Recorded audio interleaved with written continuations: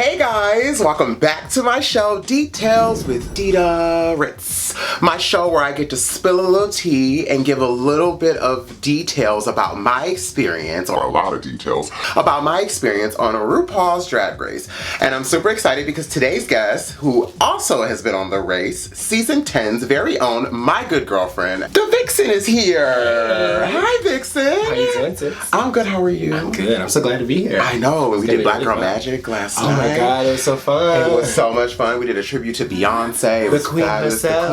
The queen of Black Girl Magic. Let me tell you, there's so much magic in her. We are just back also from DragCon. We had to take a little bit of a break. We gave you guys some details about DragCon last week. How was your DragCon New York? It was really exciting. We did a Black Girl Magic booth, which was awesome because I got to like not make it so much about me, but about like what I do and like what I do for the community. And it was really good. We did a show in Brooklyn. You were there, and it was the biggest Black Girl Magic cast we've ever had. So that was really dope. And like legends there. Kennedy Davenport was celebrating her birthday. It was such a good time, and so like to be able to bring the show to one place and have people from all over the country come and celebrate was really, really cool. So now we're on episode 4, and episode 4 to me is in my opinion, out of all of my episodes, is a very controversial episode. Yeah. I wanted to have you here because there were some things that happened in the episode that I felt I maybe needed some backup from my sister to like, you know, talk about. Yeah. So, yeah. So, episode 4. Do you remember what your episode 4 was? My episode 4 was a really more fun for me too. It was the global warming ball, but it was also the Untucked where go have your cigarette bitch went down. So yes, a lot of shit. Yeah. You know, you've had a lot of. I mean, obviously that is an elephant, a glamorous elephant in the room. When people talk about.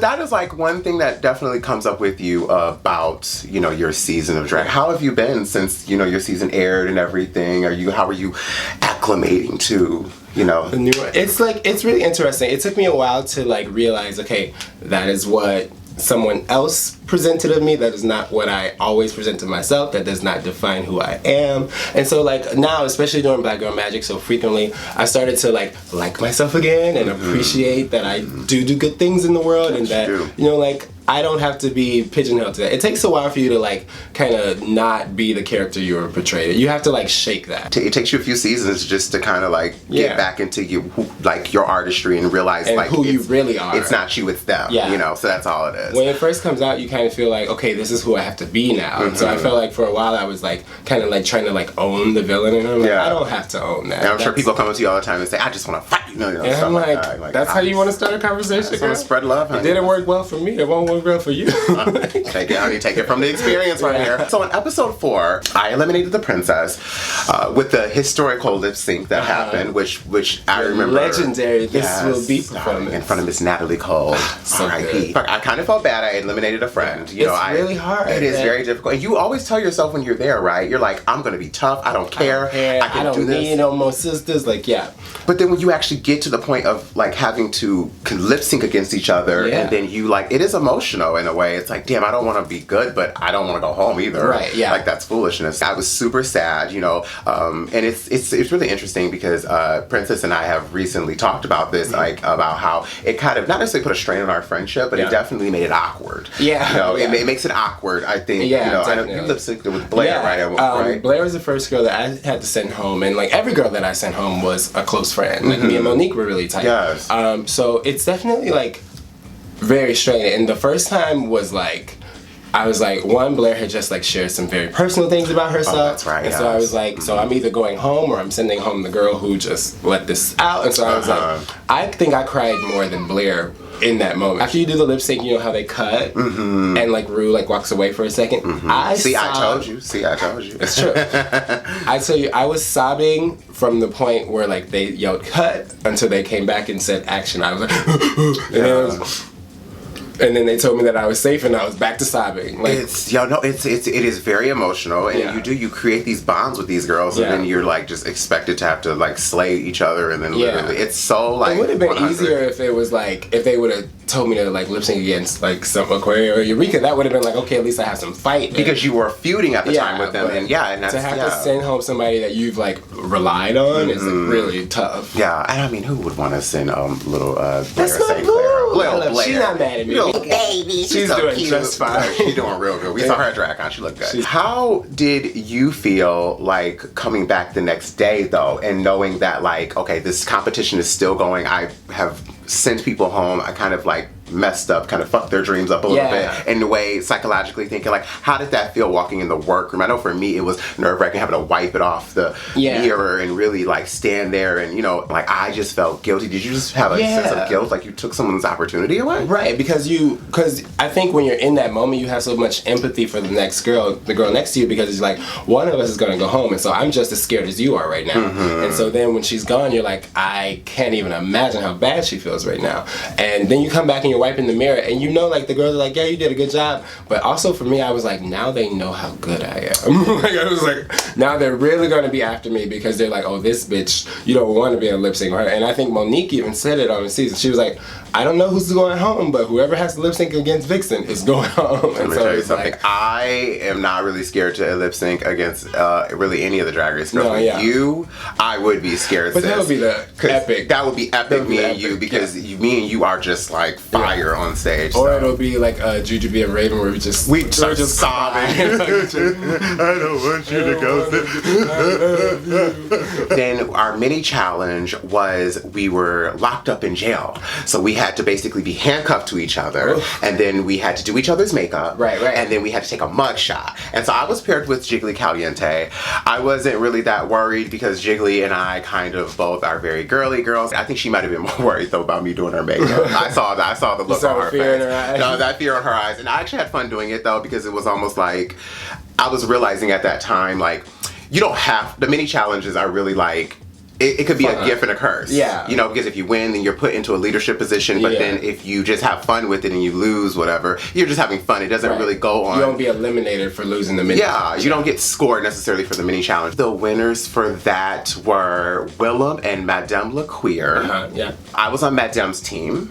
And then Willem had Chad and Phi Phi, and which was really interesting because I had started seeing the kind of tension between Willem and well, those are some very strong personalities. Yes, it is. Yes, they are. That's the safe way of saying bitch on season 10. We say, oh, we got some strong personalities in this group. Well, I know, it was so interesting. So I had Monica Beverly Hills on last week's episode. I had asked her, she was talking about Serena Cha-Cha was kind of like, at the time, very immature acting. Was there anybody on your season that you felt was immature? I'm sure some girls, I think at one point said that I was being immature. I was just being emotional. I was being vulnerable. But it was different levels of like how girls wanted to play the game. Some people were very strategic. I was obviously being very like raw and unfiltered. Yeah. So it's just like, that's where the tension fell out. It was like, okay, we're not playing the same game here, bitch.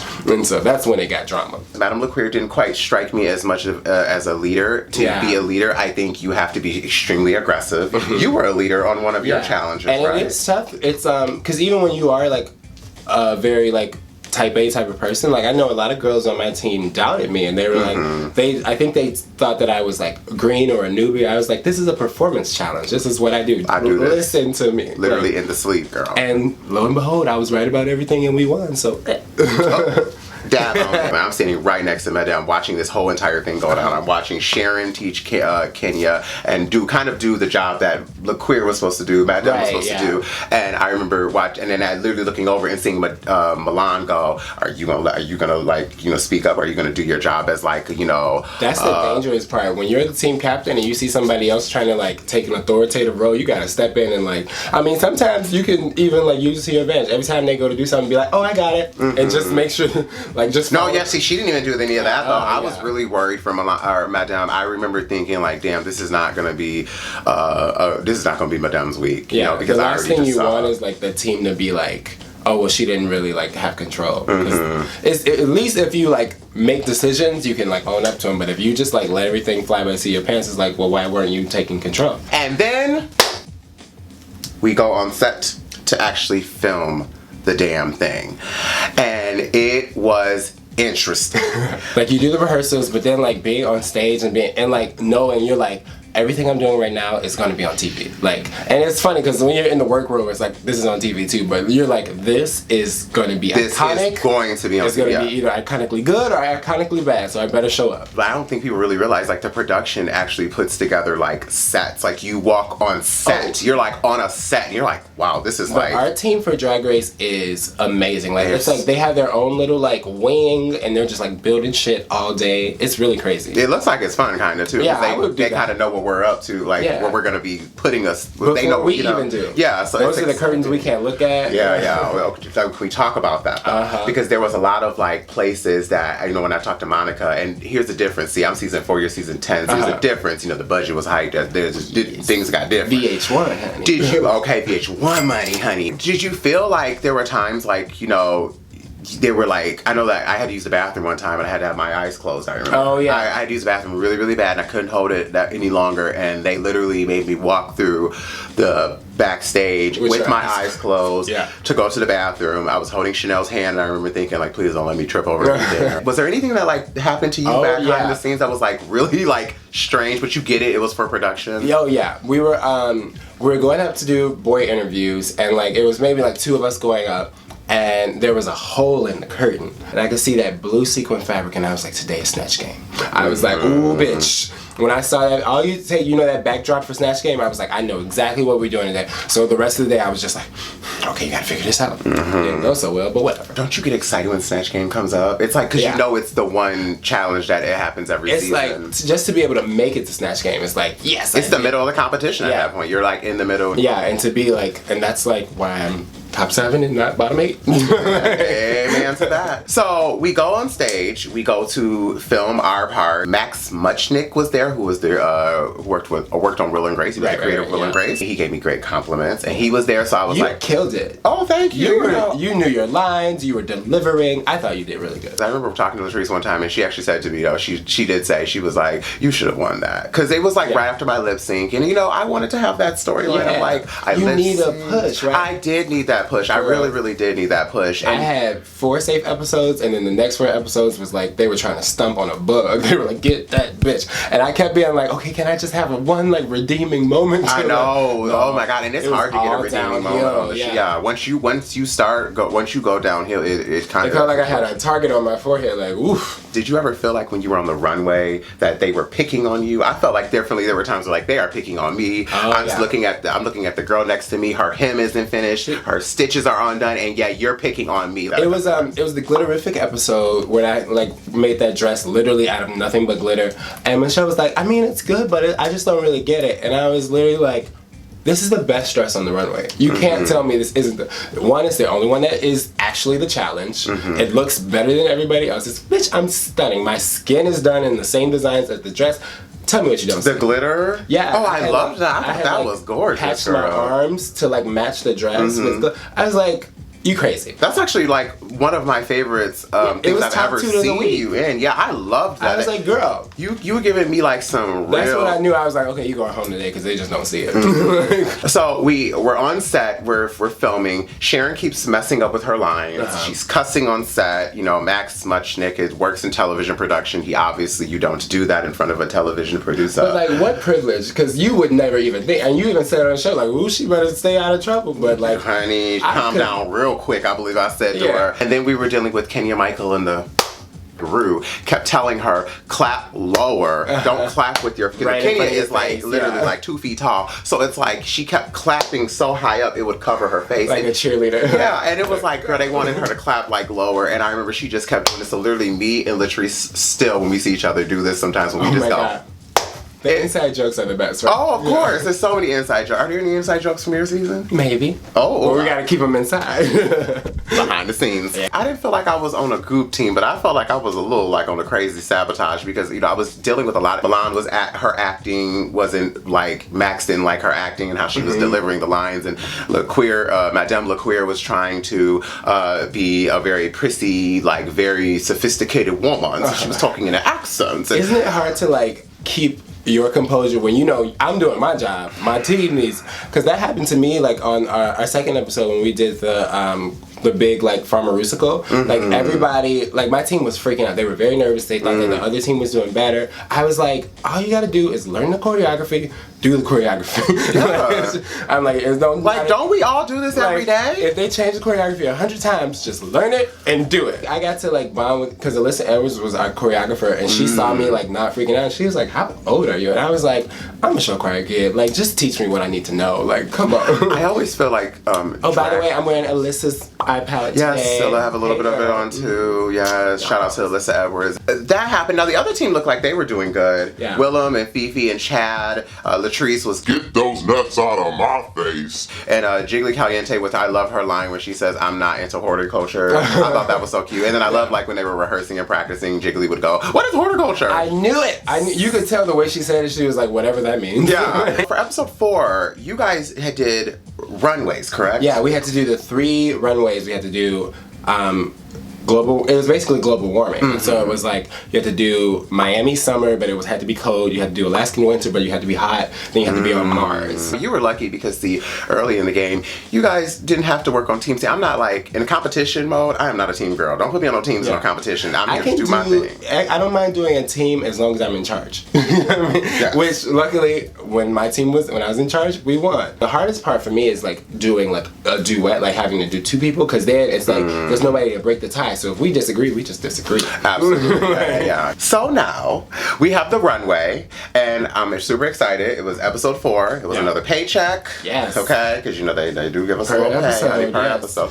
And then I was another just week to be there. Like I was excited to be there, show myself off for another week. At the time, this was something that was so new on television. Right. So Yeah. super exciting. First up, we have RuPaul on the runway, and she's giving us Purple Fantasy. Which one is that again? Oh. What do you think of RuPaul's dress? Oh, the dress. The dress. Let's talk about the dress. Tell us about the dress. It's a good dress. I think the shoulders and the bra situation, it just looks like she has bras on her shoulders. It's like sometimes I think Ru at her best, honestly, is when you get a good fabric and you just go all the way down. I like the cone shape. This was kind of like you guys' promo with that like kind of cone. I was gonna say that situation. literally this dress, I didn't like this dress personally speaking, but I liked the fabric, and the fabric was actually the same as the gold she wore for the promo, and I realized that partially when we were sitting there. It's like it was like a huge flower in her hair. I wasn't a fan of this. I felt like maybe it was just like too, I don't know. Sometimes the dress would be lazy and sometimes it would just be stocky. Sometimes she socks the dresses, I admit. I will say that. Sometimes I feel like Ru gives me like a look and I'm just like, bitch. And throughout the night I'm looking at her during drudging and I'm just like, oh gosh, she looks stunning. And then there's times I'm just like, they were a little lazy today. That's the wig you chose to buy? Yeah, it's like, okay, girl, I know you got more wigs in the collection than that one. I remember when me and Mayhem, for episode 1, we were standing next to each other on the runway for the judges panel, and we were like, bitch, look at that. That's when she had that white and from her promo. Oh, yeah. And we were like, bitch, the swoop. We're just like, what? And I'm like, she only got on 1 earring, bitch, and this sickening. Like, we were like kicking each other. When you're on the runway, doesn't she look like she does on TV? Like, she literally looks like but the gag is she has like 30 lights at her. Yeah, it's like light everywhere. I mean, so like we have here, but like it's crazy because it's like she literally, I would be standing there on the runway and they would be like touching her hair up or her face or and whatever. It's like, what are you even doing? Everything is perfect. I'm like, she literally looks like she does in pictures and television. Yeah. It's really crazy. So and like you can't clock her lace. Where is Never. it? Never. That good old. I think it's down here. It literally is. It's like it's like, here, and then she just snatches. Because she don't blink, it must be because her lashes are under the lace. That makes sense. Finally, I was always wondering how she did that. I think so.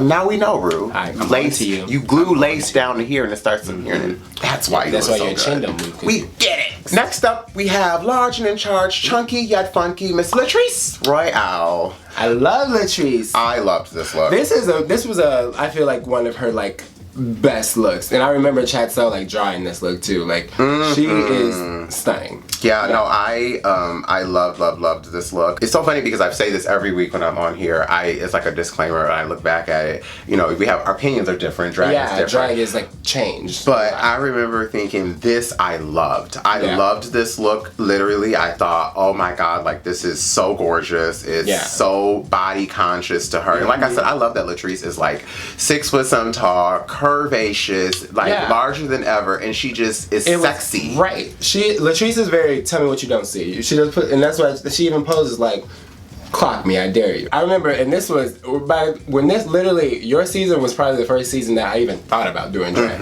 And so like, a lot of people say that. Well, you so inspired. I was like, ooh, I got legs like her. I could do that. I'll send you the PayPal later. Thank you. I do remember the one thing that I was like with Latrice on like every episode was I didn't think that she did a good job of like matching her makeup to her neck and like body sometimes.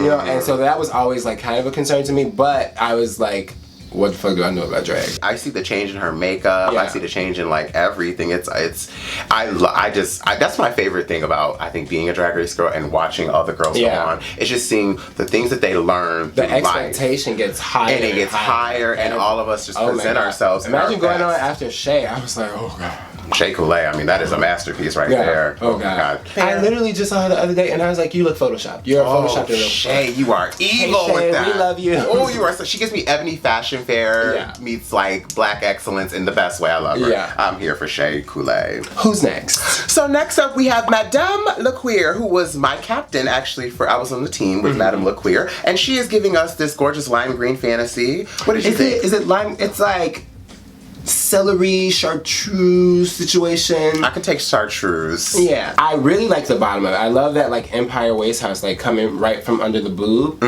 But I feel like the bodice is a little sloppy. Yeah. Right? That's the hard thing about like looking back at these is because like we were saying, like the expectation has just changed. Oh, so and like even Drag Race fans like look at things with such a more critical eye. Microscope now. Like that, I'm sure like back in the day I was like, oh my god. Well, no, I can tell you right now, I remember thinking I love the dress and I didn't mind the hair, but I wish she would have maybe done an updo situation or something. It's a little in her face, right? Yeah, like just kind of like, you know, because Madame is like, she got a pretty face. And the makeup, I loved her makeup on this. Her makeup her glam was absolutely amazing. Oh, yeah. It was, oh, yes. You see? Yeah, the face was beat, the jewels are, and the earring that like sits right on your shoulder. I live for that. Those girls from Puerto Rico don't play, let me tell you. I remember thinking that too, because Kenya was fierce too. Yeah. And I remember thinking, man, the girls from Puerto Rico do not play with the drag. I wish that we could I wish that Drag Race would stop trying to push that like language barrier shit, because like if you just let these queens be fierce, they are gonna take that crown. I have always said that. I wish that Drag Race just truly did more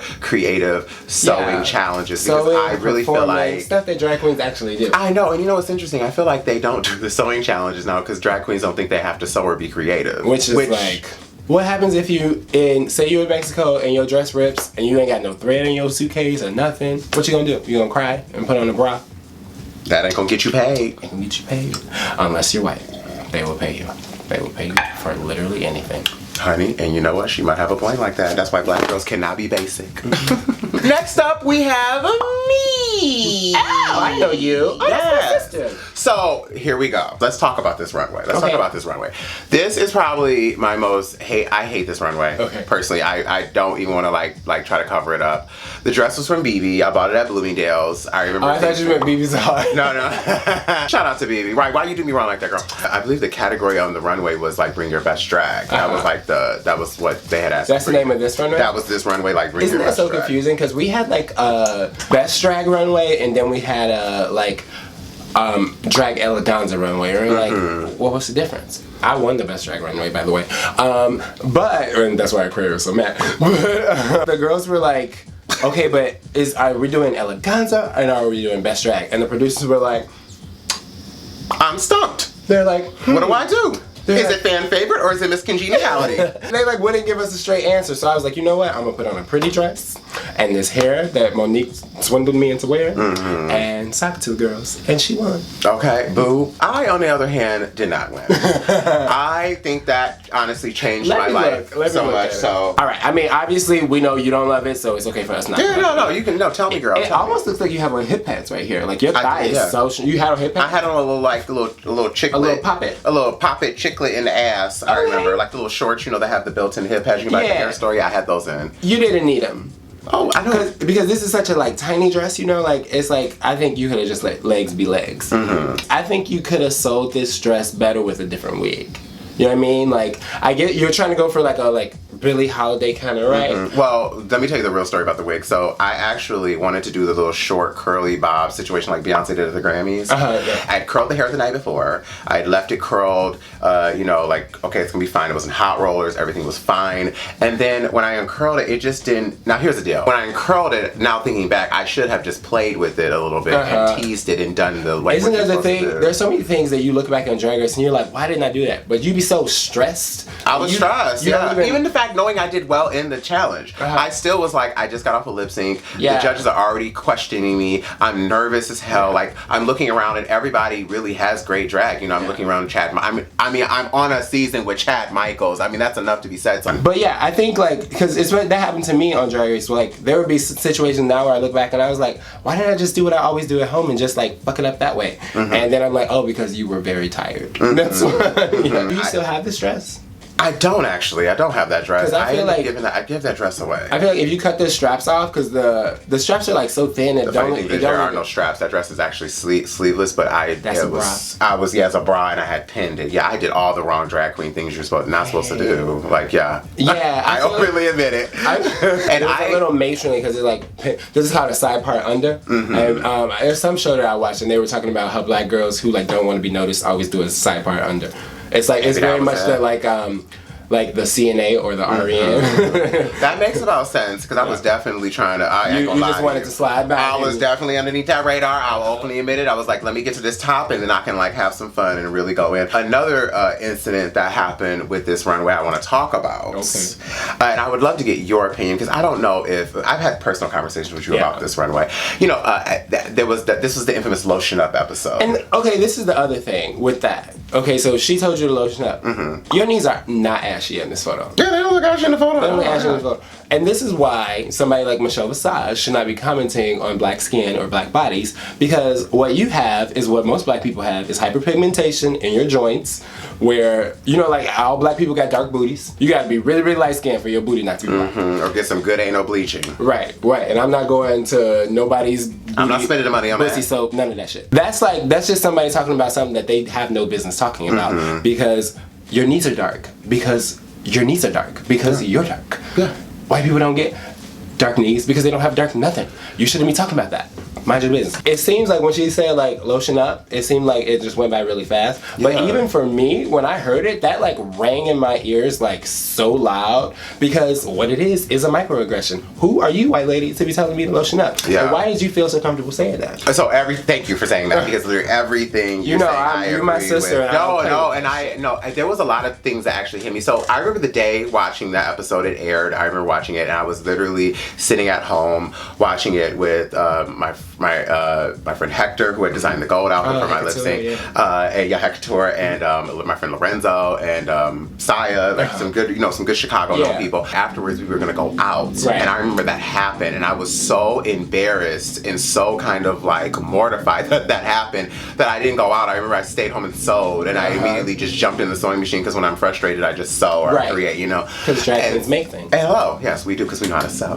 First, I remember the clip being worse than it was. I watch it now, and I literally they skate over it. It's not even as bad as I remember. The one thing I do wish that could have been done differently is, and this is the one time I have to maybe kind of come at RuPaul.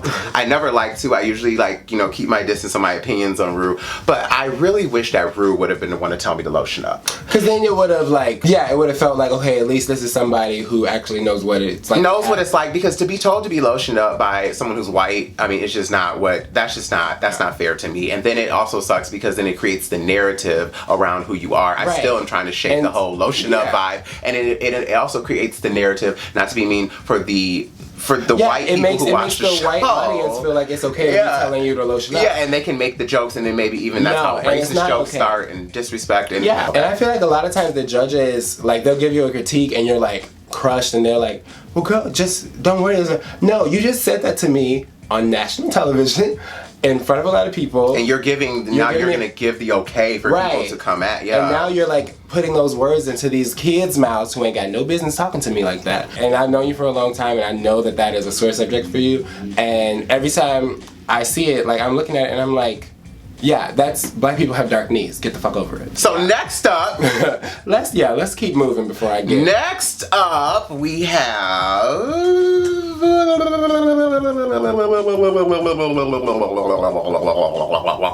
Phi Phi O'Hara, dressed in white like an angel, which is what she is not. She is the devil as it is, but she was dressed in white, and I loved it. I'm team villains. Okay, no, I loved it. I thought it was very Phi Phi. It was very what she No, this is sickening. The boobs are so good on this. The feathers and and like, especially how we were saying, like, when you look back and you like critique things, this is an outfit that like you can look back on and you're Timeless. like, no, this is still, I would wear that today. I don't know where I would wear that because I don't really like wearing gowns, but I would. A white gown at that.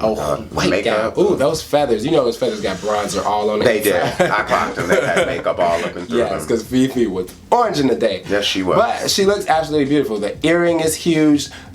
She's like painted, and she like, especially back then, that banana yellow used to be sitting on girls just like, whoof, for the guys. Girls don't really wear the banana yellow like they do now. They shouldn't. But, you know, well, I mean, now I'm just a translucent girl. Yeah. But, like, black girls used to love them some banana yellow.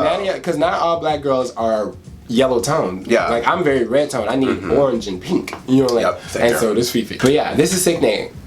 Yeah. She looked fucking phenomenal. Work Phi Phi. Work Phi Phi. Next up, we have Wilhelm in the Westwood. Breaking out the Westwood. Honestly, I loved it all from head to toe because it now her chin is ashy. Why are we not talking about that? Well, here's the deal. Willem has that 5 o'clock shadow That's situation. That's a 12 o'clock shadow. And this has always been my thing about like your season is like people try to come for you for like a pedestrian look or anything like that. Why does this pass? I don't see it. And no shade to Willem, but this ain't no better. You can put Vivienne Westwood on a bulldog, it's still a bulldog. I actually wanted to talk to you about that because you had brought that up on your season about the treatment and kind of how, you know, and I think even Kennedy Davenport had kind of brought it up kind of minorly on her season where there are girls who are white who can go out in bras and panties and corsets and they get away with but we could never do that. She could put on a pair of cut-off booty jean shorts and a white tank top and it's all American. Right, yeah. like that's really what I like to wear. Some Ugg boots. Honestly, that is my drag. Oh, not Ugg boots. Yeah, you know I love, honey. My drag look, my dream drag look is always Ugg boots, cut-off shorts, and a t-shirt, and a cut-off t-shirt. But that is drag to me. Like she could be a round the way girl and it looks all American, but you do a round the way girl and it's supposed to be ghetto and it's not expensive. Yeah.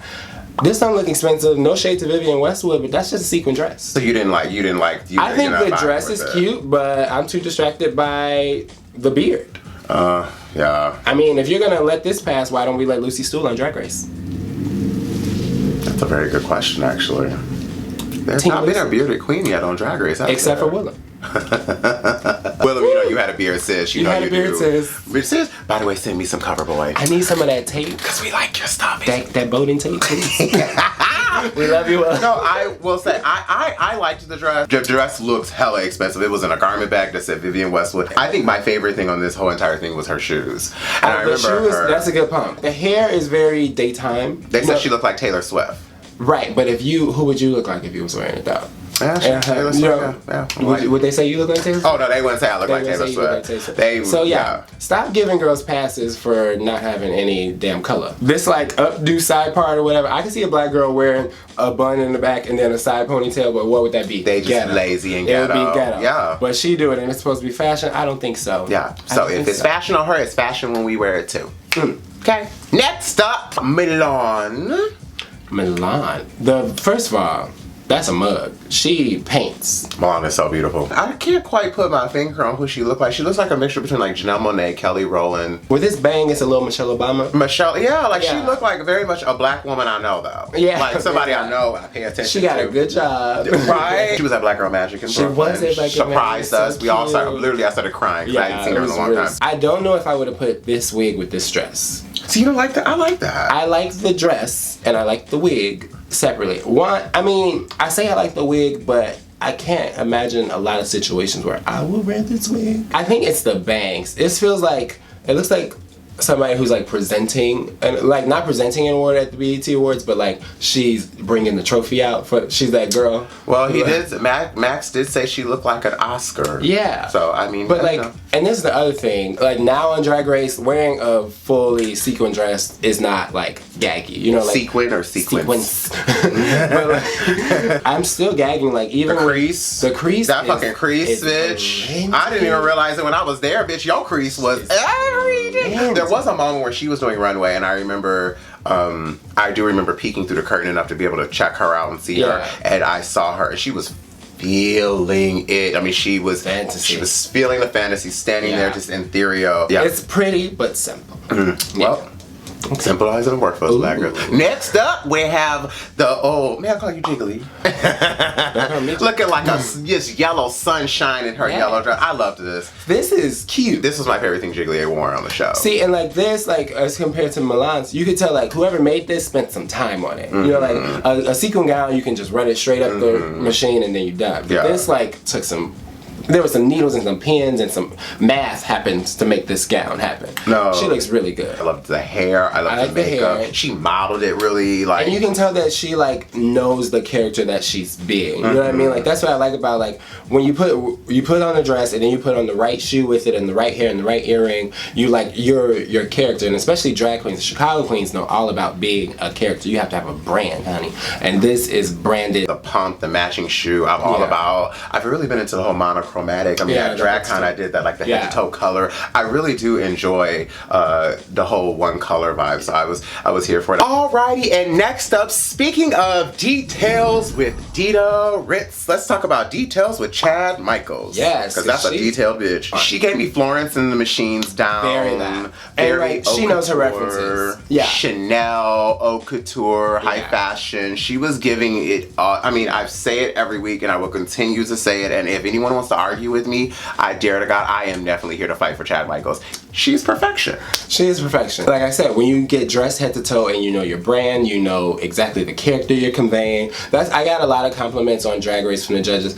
They were like, when you come out on the stage, we get it. We know exactly who you are. We know what you're selling. And she knows how to sell exactly what she's selling. Oh, the package is always so wrapped beautifully with the bow and everything on the top with the card that says to and fro. Like, it is so perfect. Like, Chad is just perfect. Yeah, and this is like what a seasoned drag queen knows how to do. It's like, she is such a seasoned queen. Total package. She is such a seasoned queen, and it's crazy. And this was, what, damn near 10 years ago. So. That's what I mean, and like, still looking good, still like. Always seasoned, never salty. I like that. I like that. I'm gonna have to use that. She is never a salty girl. Chad is always like wants to see the next girl from her win. I mean, she's met Cher for goodness sake. She is Cher. You know, I got eliminated on the Cher episode of season 10. Ooh, so sorry, my first time meeting Chad Michaels, she was like, "Oh, I'm sorry, I don't mean," and I was like, "What?" And she was like, "I don't want to trigger you," and I was like, "Oh yeah. Well, I wasn't thinking about it, but now I am." Yeah. Next, who's next? We can't even like perfect. Oh, Kenya Michaels. Damn. Looking like a woman. Like, because she is a woman, ladies and gentlemen. Looking like a whole snack. That hair, I saw Kenya working on that hair for like maybe towards the end of last episode into this one. I saw her working on that hair, and no shade, she was hot gluing the tracks on the, I had never seen a girl do this before.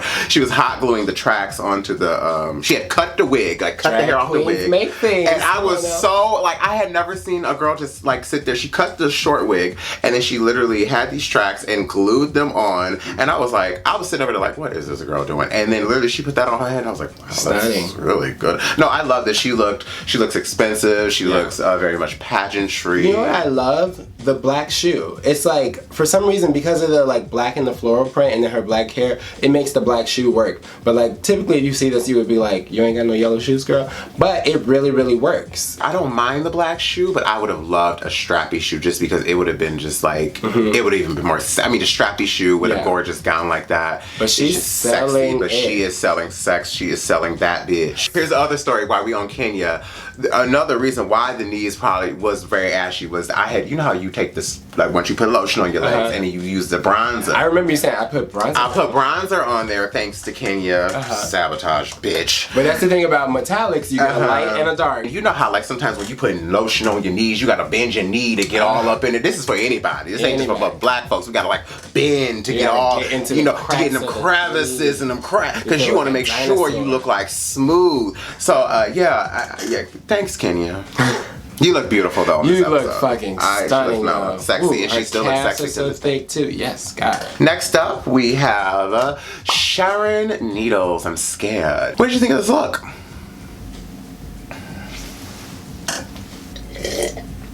I mean, even she is like, whops. This is when we talk about double standards, right? I love Sharon, but I definitely feel like if I would have walked out. Very sweet. And here's the deal: Sharon is a sweet person. Yeah. She is a foul-mouthed ghoul. I love her to death. I really do. She's a good person. But I did remember thinking when she walked out, I was like, I know for a fact if I walked out, and I actually have those same shoes. And this like nude shoe, but it's dirty. Those shoes are actually from Torrid. We were able to go shopping one day on our day on our day off, and we all bought these shoes from Torrid because Torrid makes clothes for Did she do like girls. An apocalypse challenge in these beforehand? And then no, those were new and fresh. Like we had just bought those. They look dirty and like. That wig.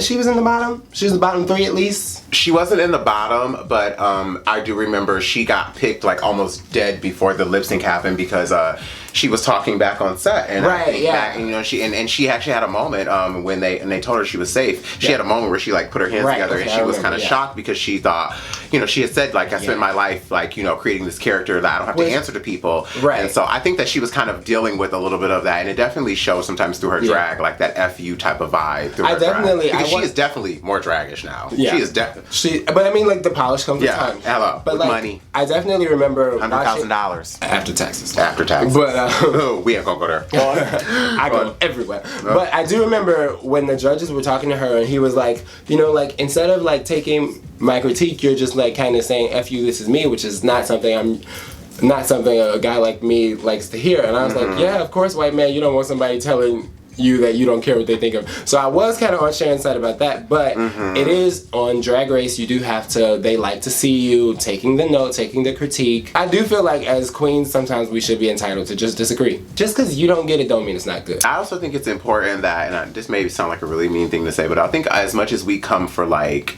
younger queens of not knowing references, as older, I mean, I'm 33 years old, it's very important as an older person that we recognize the younger and references. Keep up with the times. That the young Ru girls didn't know too. who That's Blue Ivy was when I did it. I remember my first time being in, or my second time being in the finale of Miss Roscoe's. Michelle Visage was one of the judges, and I did like him from the Powerpuff Girls, and she was like, I don't understand why you have the crab claws on. And the audience was like, Powerpuff Girls! And she was like, I don't know what that is. And it was like, well, then you shouldn't be judging, because I've seen it before at balls where they had literally passed out sheets of paper so to the judges, they get the reference, so there's no confusion, because ballroom is shady. They make sure that there's no shade, and like maybe that's what you have to do at Drag Race. Take notes, World of Wonder. So this is what I'm gonna do. Here's the deal: if we ever have the All Stars experience, that's what we'll do. We'll just have the pit crew walk out with sheets of paper and give them the reference, and then we'll walk out. Pass these along, Jason, please, Sean. Yeah, I love that. Sean and Jason. I used to love to smell Sean because he smelled like home. You can smell him from a mile away. He smells like home. And Jason just got pretty ass feet. Feet? Yeah. There's so much to look at. I never looked down. I do, because I feel like, you know, the feet really show how, you know, Jason's manicured all day. So if the feet is pretty, then I know everything else looks gorgeous. He had gorgeous feet. You know, the Printing crew don't wear no shoes, no socks, no nothing. They just walk out barefoot looking. And that's dangerous. And that it's all kind of glitter, staples, and staples, glitter. I mean, we're in a warehouse filming, for instance. Can we talk about that really quickly? Yeah. How we are literally in the middle of a warehouse with a set built in the middle. That's literally what this. That's really what we were in a barn. It was like there was nothing but barns around us. So it was like the studio, but then it was like miles and miles, and it would just be like horses and farms and shit, and you would be like, what the fuck? And then like every once in a while it'd be a big ass fly, and you'd be like, where the fuck did that come from?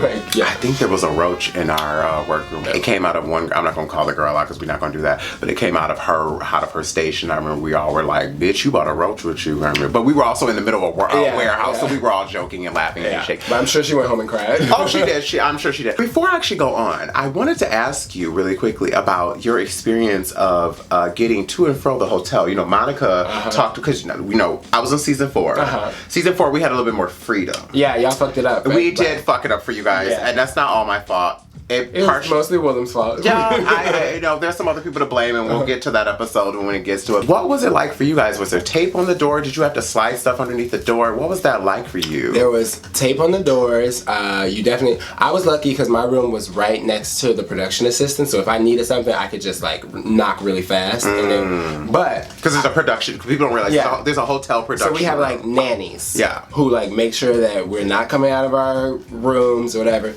But 20-something, 30 years old, and you still got a nanny. And you still got a nanny. In my hotel room, there was Black Widow spiders. Oh no, no. And like I feel like they set me up because you know we do that psych evaluation. I don't like spiders. And they knew that I was arachnophobic. And then we had van topics because they didn't want us talking about the show when we were like on the way back to the hotel. So they would give us like lists of things to talk about. And you know, so after some of them episodes, we was all had been fighting and shit like that. We got in the van and went.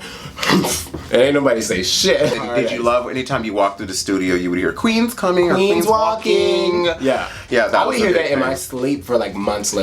I still say that when I run into like Drag Race, especially new season Drag Race girls. That's how you clock a girl. Yeah. If a girl is like rumored on Drag Race, oh, this is so mean. I'm gonna give y'all fans a way to troll. If a girl is rumored on Drag Race and she walks into the bar, just yell Queens walking. And if she turns around, you got that bitch. She's right. People gonna be on Reddit like confirmed. Right. Well, I think they do it because as you're walking through the studio, they don't want you to walk into something that you're not supposed to see. Yeah. And so a lot of times that's like them being so say you like working on a set and you hear Queens walking, you know, cover up this shit. All right, so then we are done with the runway. Now it is time for the judges' critiques. Obviously, we the judges critiqued, they slayed. With a double standard. Okay. And then we have the lip sync for your life. And this one was really fun because Milan and LaQueer, Madame LaQueer, were in the bottom. I honestly thought Sharon came very close to being in the bottom. With that outfit? With that outfit, and then with how she behaved on the set with Max, I was like, oh God, Sharon, you're definitely going to be in the bottom. So I was actually shocked when I saw Madame LaQueer and Milan in the bottom. What did you think?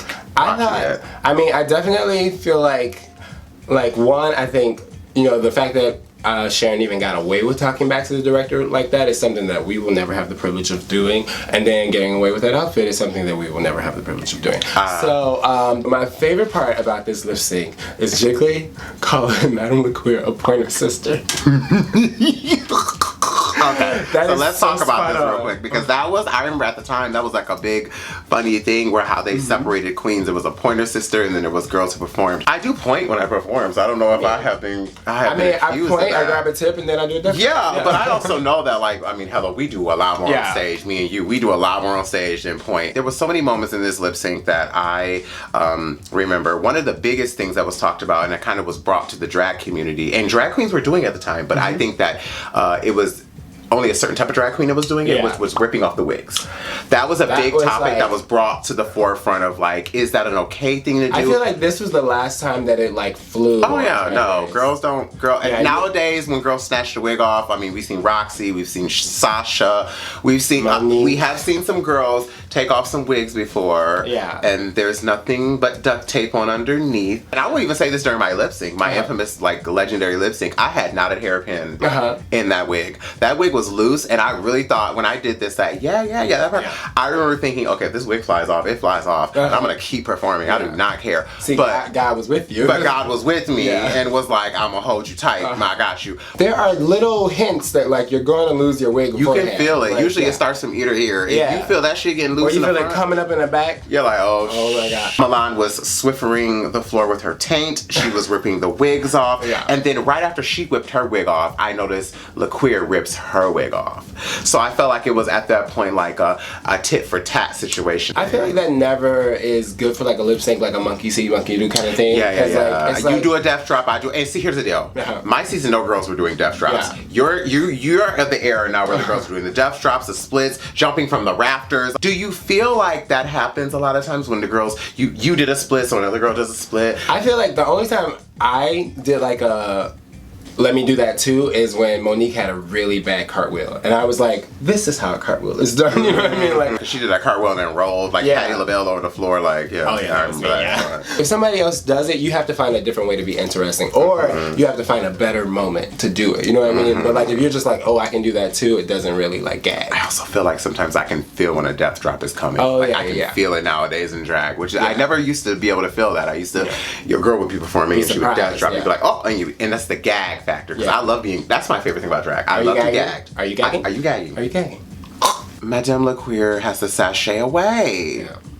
I felt like I understood it. It all makes sense. Madame LaQueer was the leader of our team. She didn't do a good job, and the captain, sinks with the ship. Hey, we all are here to like win. So I had to be able to say, hey girl, I'm so sorry. I miss you. I'll see you on the outside. And this was still early enough in the like season where you weren't like down to like 6 girls and you're like, oh my God, it could be me. Like some in them earlier episodes, you're like, everybody gotta go. And then when it gets smaller, you're like, oh, I could be next. And you start sizing each other up and you do those things. So I mean, I definitely was sizing everyone up from day one. Because like I was in competition mode. But I think that when you do start, like we're like episode 4. So I'm like, okay. What's in episode 4 like? I don't know. Right? Like, episode 4, who went home on your episode? Episode 4, oh my God. So that was the Martian runway.